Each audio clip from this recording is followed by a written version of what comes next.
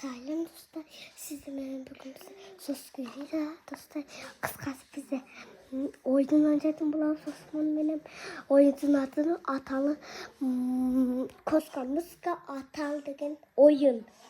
Biliyorsun ya. Kanıtlayacağız. Like basmasını bastaydım bulavuz. Bastayımız gittik. Buna dostlar. Hadi oynayabiliriz.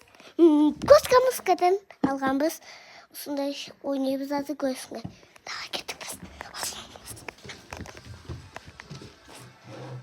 Давай. Ой. На. Бас сен. Осман бас. Бас достай. Күчтүү болот. Мына котсуң. Ой. Достай, кыйын болот амна.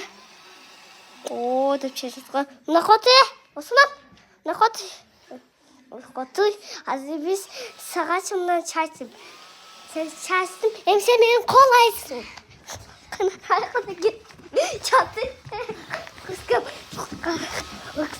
Kıskamız hatalı dibinde. Bana ciysem, atayım.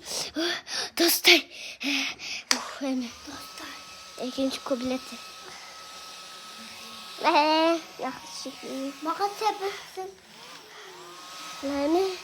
Dostlar, koskamız koyun.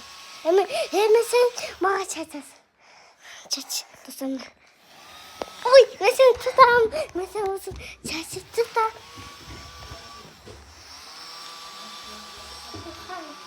Saçıyorsun. Onlar üç. Emir, bir de oyun oynatmalarımız kollasın. Bekim beçik oynaydım. Bolamız. Davay bekim beçik kim sanaydı kim? Sulifa. Süper mini kalvasa kayı. Kuska afigila. Eko. İra. Sulifa. Süper mini kalvasa. Kuska misakasa. Yoksa bunda akıllamıyorum. Kuska muska. Etemez eteska.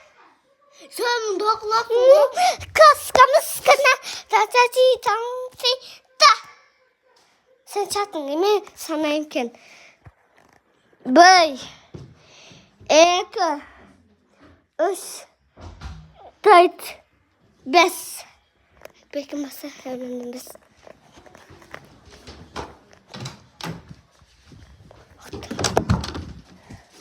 Nasıl? Belki beş. Çık. Çık.